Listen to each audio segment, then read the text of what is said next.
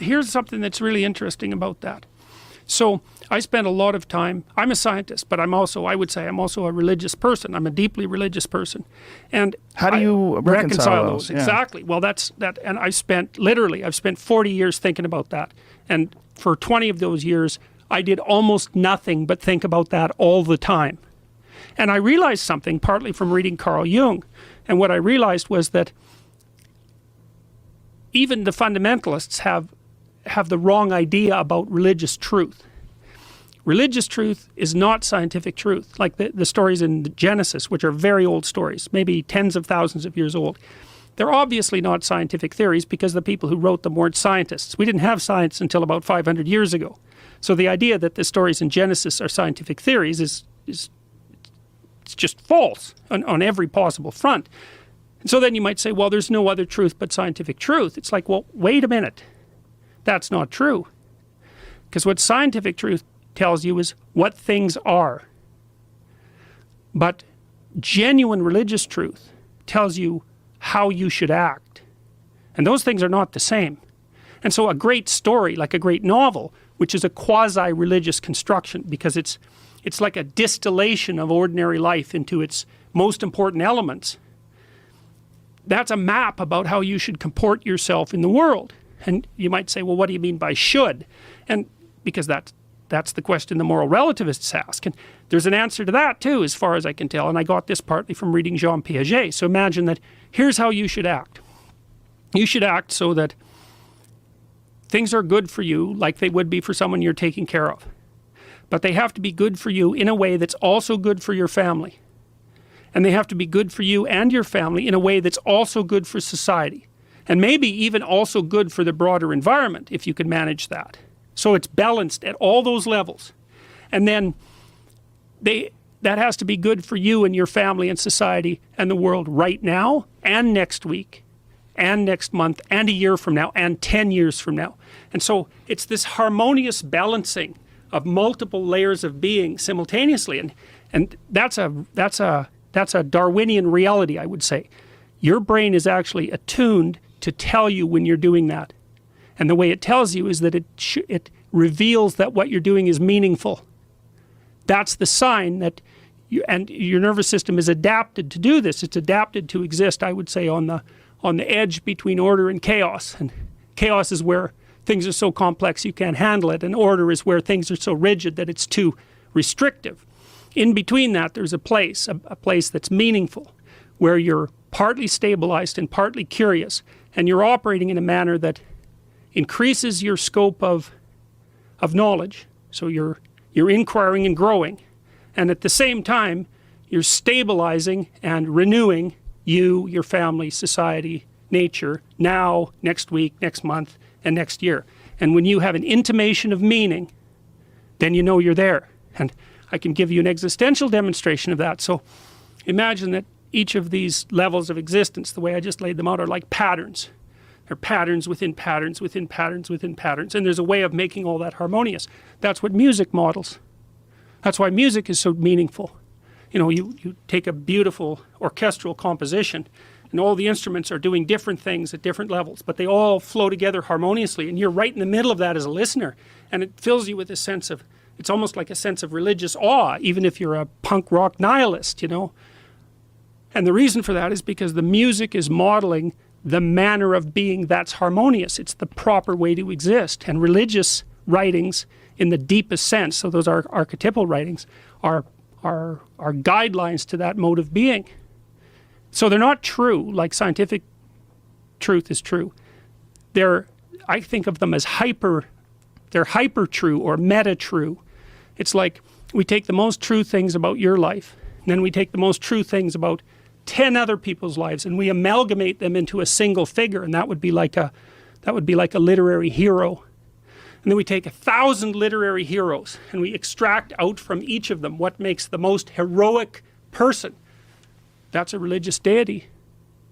That's what Christ is. He's a meta hero. And that sits at the bottom of Western civilization. And his archetypal mode of being is true speech. That's the fundamental idea of Western civilization. And it's right.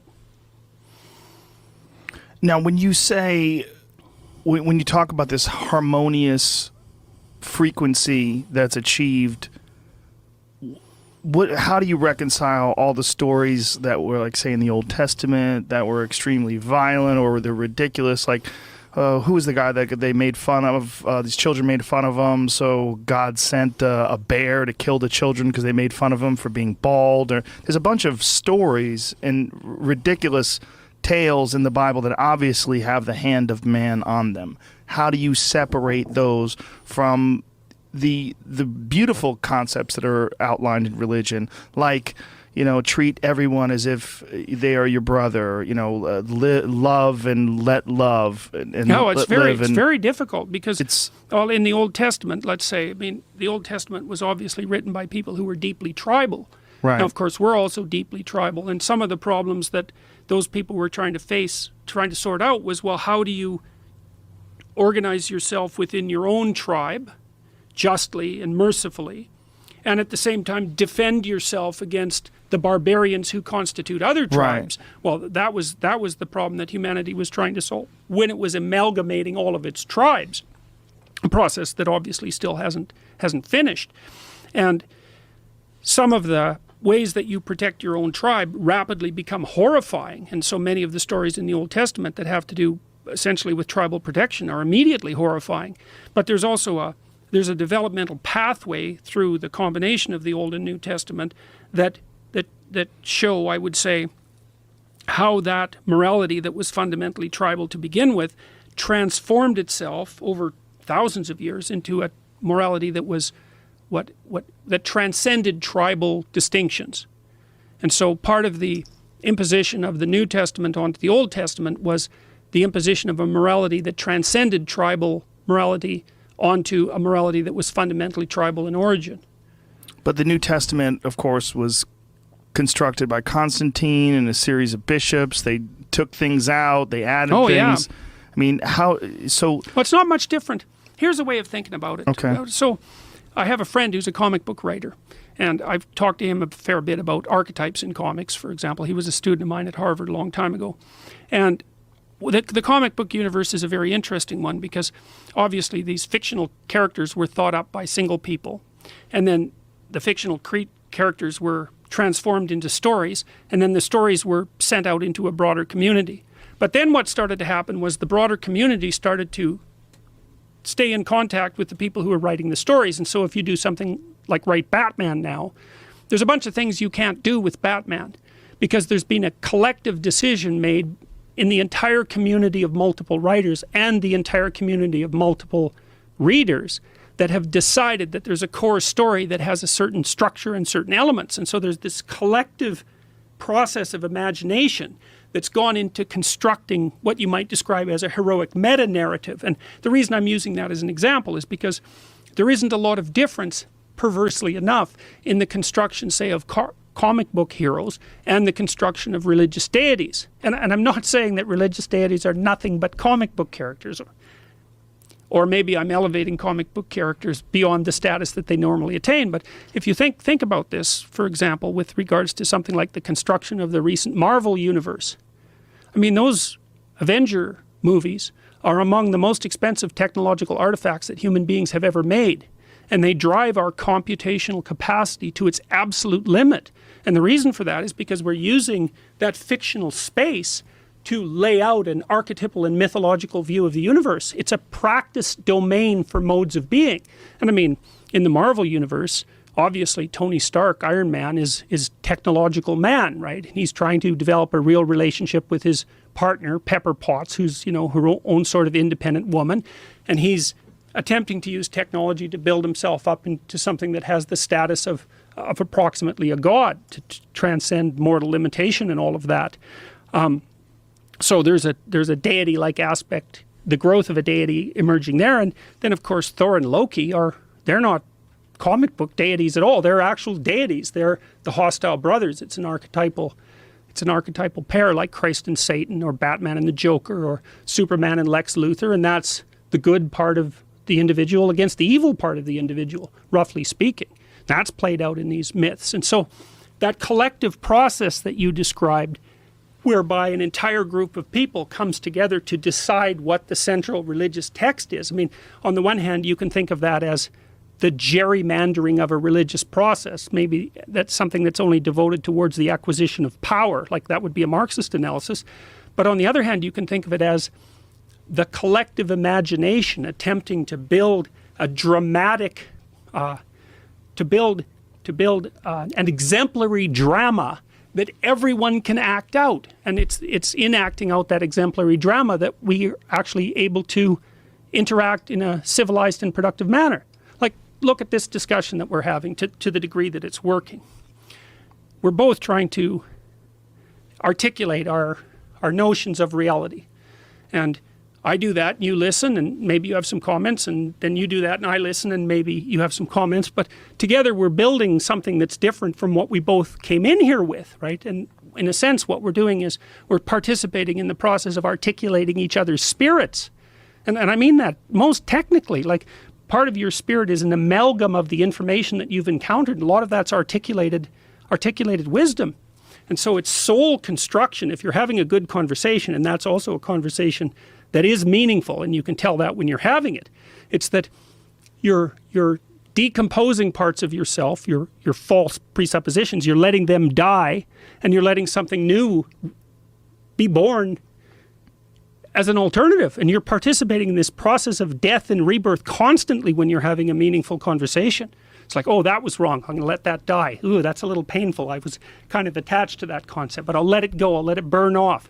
And a new part of you will emerge. And then another part dies and a new part emerges. And that's this process of eternal death and rebirth that's part of the general mythology of redemption.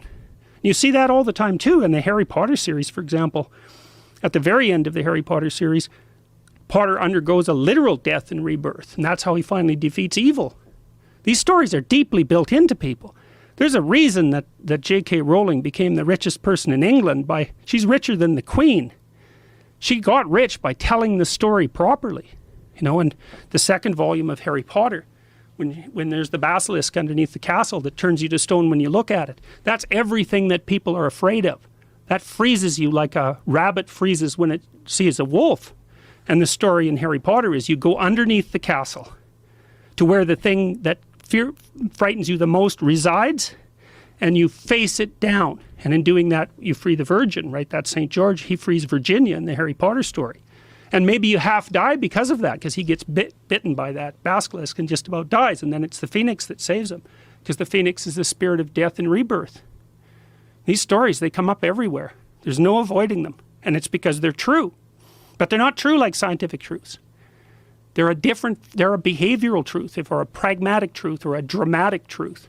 And part of the reason that our society is so damn unstable now, and part of the reason all this weird chaos is emerging, this is a consequence of Nietzsche's observation back from the late 1800s about the death of God. We blew the metaphysical foundations out from underneath our culture.